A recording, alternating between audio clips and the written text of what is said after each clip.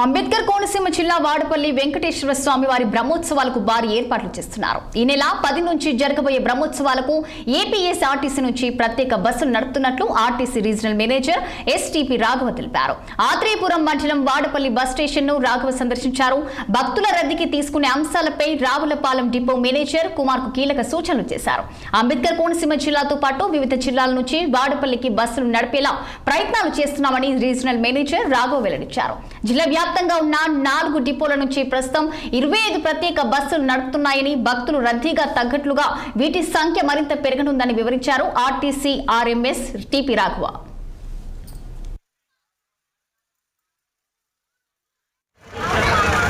వాడపల్లి వచ్చేటువంటి భక్తుల సౌకర్యార్థం ఇప్పుడు ప్రతి శనివారం కూడా డాక్టర్ బిఆర్ అంబేద్కర్ కోనసీమ జిల్లా నుంచి 25 బస్సులు స్పెషల్ బస్సెస్ ఆపరేట్ చేయడం జరుగుతుంది.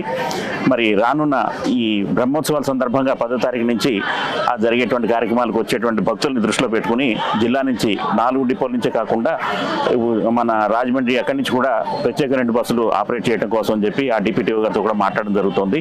అదేవిధంగా మన జిల్లాలో ఈ 4 డిపోల నుంచి కూడా ప్రతిరోజు భక్తులకి వారి ప్రయాణానికి తగినటువంటి బస్సులు ఏర్పాటు చేయడం జరుగుతుంది.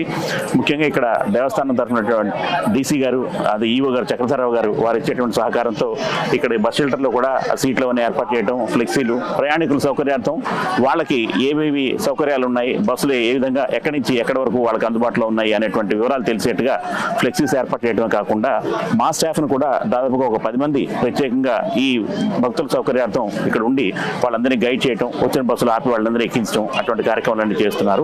వాడపల్లి వచ్చేటువంటి భక్తుల సౌకర్యార్థం ఇప్పుడు ప్రతి శనివారం కూడా డాక్టర్ బిఆర్ అంబేద్కర్ కోనసీమ జిల్లా నుంచి 25